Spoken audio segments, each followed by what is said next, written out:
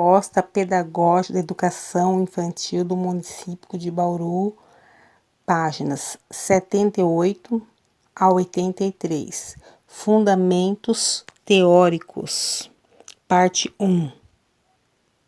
O papel da linguagem no desenvolvimento da conduta voluntária.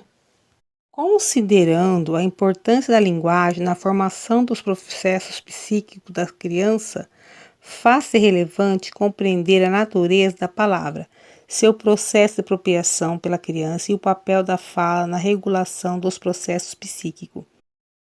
A palavra é um signo que designa um objeto. A principal função da palavra, de acordo com a psicologia histórico-cultural, é seu papel designativo, ou seja, sua propriedade de substituir objeto.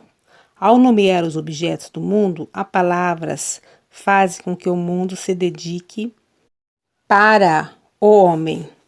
O homem, sem a linguagem, não se relacionava com aquelas coisas que observava diretamente, com as que podia manipular. Vale lembrar que o autodomínio da conduta não deixa de ser um desafio, mesmo para os adultos. Com a ajuda da linguagem que designa objetos, passa a se relacionar com o que não percebe diretamente e que antes não entrava em sua experiência. Luria, 1977, página 32. Com isso, o homem ganha a possibilidade de operar mentalmente com os objetos, mesmo em sua ausência, pois se torna capaz de evocar mentalmente imagens, objetos e ações independentemente da presença real desses objetos. Em outras palavras, passamos a construir representações dos objetos e fenômenos na vida cotidiana. Isso pode parecer banal, mas significa uma revolução do ponto de vista do psiquismo. A criança inicialmente percebe o mundo de forma sincrética, fusão desordenada de elementos. Portanto, o fato de ir se tornando capaz de nomear os diferentes elementos de uma situação visual é extremamente importante, pois a palavra destaca e diferencia um objeto do outro, superando a conexão sincrética e tornando possível estabelecer relações entre tais objetos. As primeiras palavras aprendidas pela criança nos dizeres de Luria, 1987, são difusas e amorfas, dependendo da situação em que são emitidas, do gesto que acompanha ou mesmo da entonação. As palavras designam diferentes fenômenos e objetos. Não é possível compreender o que a criança pretende comunicar com a palavra senão em referência ao contexto. Isso significa que, inicialmente, existe uma dependência essencial do significado da palavra em relação ao chamado contexto sinpráxico em que ela é emitida. Na sequência, a criança começa a adquirir a morfologia elementar da palavra. Com isso, o significado de cada palavra se reduz, pois ela passa a designar um objeto determinado. A palavra torna-se, assim, independente de seu contexto sinpráxico, ou seja, supera-se no entrelaçamento da palavra com a situação prática. Isso faz com que a criança sinta a necessidade de ampliação do vocabulário, ou seja, ela sente necessidade de adquirir novas palavras que possam designar mais objetos e também as qualidades, ações, relações, segundo Luria, 1987. É esse processo que explica o surpreendente salto no desenvolvimento do vocabulário da criança, que se observa por volta de 1 ano e meio. Até esse período, a quantidade de palavras registradas no vocabulário da criança é de 12 a 15. E, neste momento, sua quantidade sobe subitamente para 60 a 80, 150 a 200. Página 31. A palavra converte-se em um signo autônomo que designa um objeto, ação ou qualidade e, posteriormente, em relação. E desta forma, torna-se um elemento do complexo sistema de código da língua. Assim, podemos entender o desenvolvimento da linguagem na primeira infância, como a história da emancipação da palavra no terreno da prática, no transcorrer da qual a palavra ganha autonomia em relação à situação concreta. Em síntese, para Luria, 1987, página 33.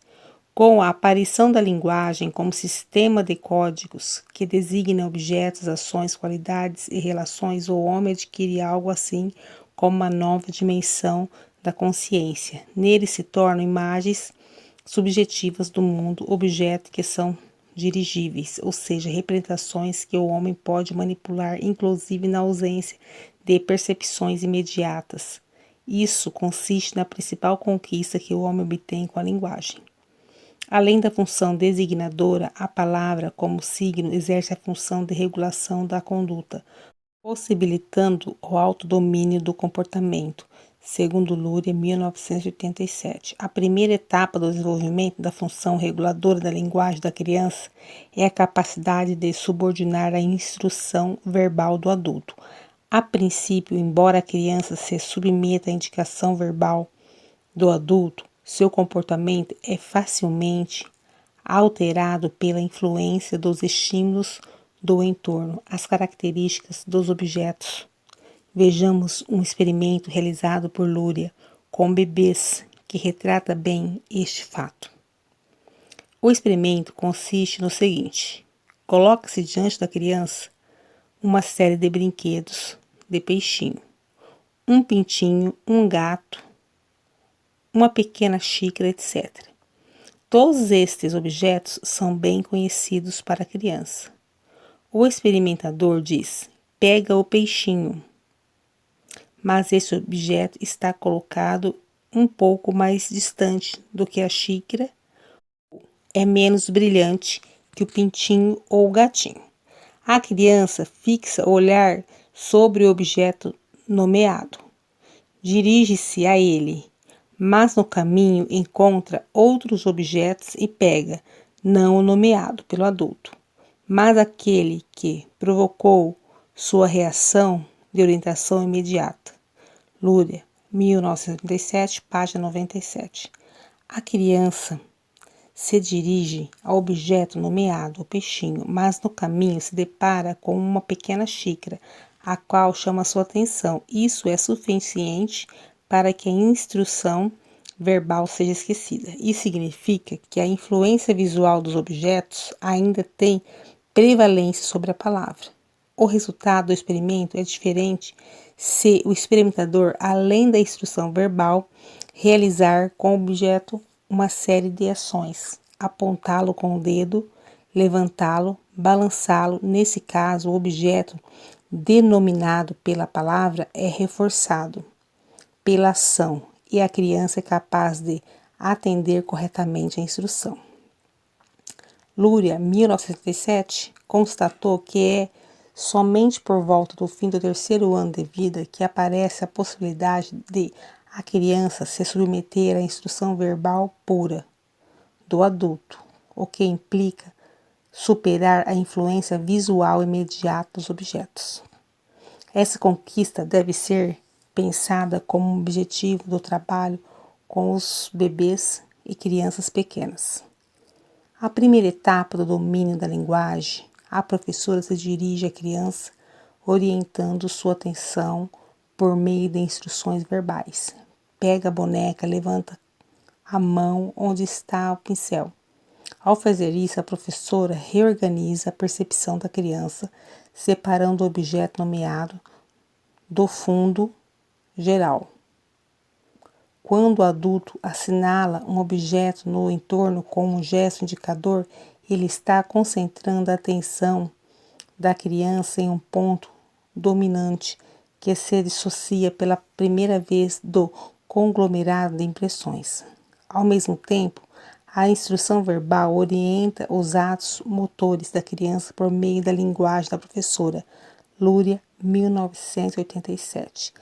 Explica que esse momento a ação voluntária está dividida entre duas pessoas. O ato motor da criança começa com a locução verbal da professora e termina com as próprias ações da criança. Portanto, o desenvolvimento da ação voluntária da criança começa com um ato prático que a criança realiza por indicação do adulto.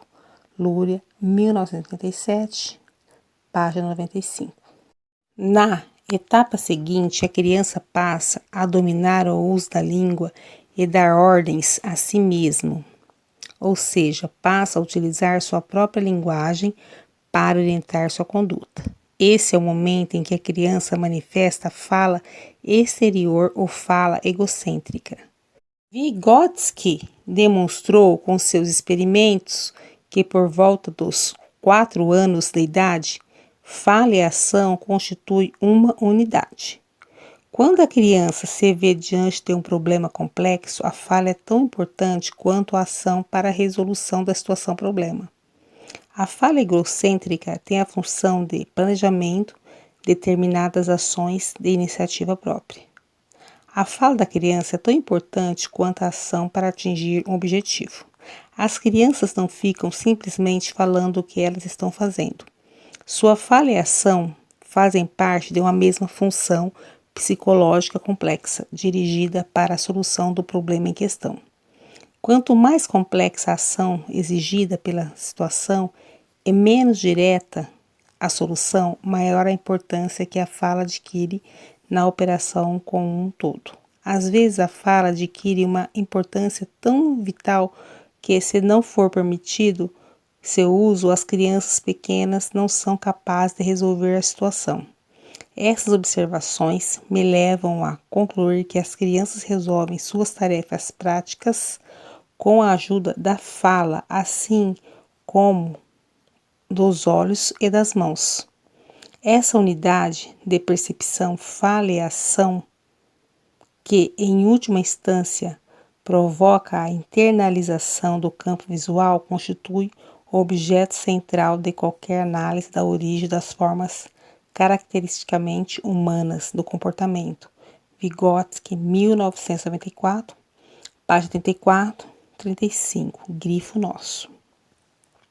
A princípio, a criança age e em seguida fala. Suas palavras são a parte final da solução prática do problema. Nessa etapa, a criança ainda não é capaz de diferenciar verbalmente o que fez antes e o que fez depois. Em uma situação experimental em que teve que escolher um objeto dentre vários, por exemplo, ela primeiro escolhe e depois explica por que escolheu um ou outro objeto.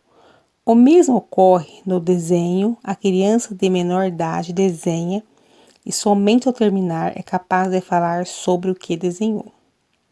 Vygotsky diverge da análise de Piaget quanto à natureza e função da fala egocêntrica na criança. Para Piaget, a fala egocêntrica existe como expressão ou reflexo do caráter egocêntrico do pensamento da criança, enquanto na teoria vygotskiana constitui um instrumento do pensamento realista da criança. Para Piaget, a linguagem egocêntrica precede a socialização da linguagem do pensamento. Vygotsky defende uma interpretação inversa. A linguagem primordial da criança é puramente social, sendo a linguagem egocêntrica uma forma transitória da linguagem exterior para a linguagem interior. Na etapa seguinte desse processo de desenvolvimento, por volta dos 4, 5 anos, a criança passa a apresentar a ação simultânea da linguagem do pensamento. Surge o pensamento durante a ação. A linguagem se faz egocêntrica. É o momento em que a criança recorre a autoinstruções, ou seja, emite comandos verbais para si mesma. Diz, vou subir no banquinho, e sobe. E em seguida diz, agora vou pegar a boneca, e pega. No desenho, a criança começa a falar sobre o que está desenhando, por partes. A princípio, essas relações são pouco firmes. Por fim, a criança começa a ser capaz de planejar verbalmente a ação e somente depois a executa. A criança fala sobre o que vai desenhar antes e só então desenha. Essa capacidade começa a se formar na transição para a idade escolar. Com isso, torna-se possível o planejamento de atividades com realização e comparação de seus resultados com as finalidades propostas. Martins, 2007. A fala externa vai deixando de ser necessária na medida em que a criança avança no processo de internalização da linguagem, ou seja, na medida em que esta se transforma em um processo interno, intrapsíquico, de autorregulação da conduta. A linguagem externa da criança interioriza-se assim, alcança-se a subordinação da ação não mais à linguagem do adulto, mas sim à própria linguagem interna da criança. E desta forma, segundo Luria, 1987, que se forma na criança a ação voluntária consciente. Como explica Vygotsky, 2001, são as estruturas da linguagem ao serem apropriadas pela criança e convertem-se em linguagem interna, que constituirão as estruturas básicas de seu pensamento.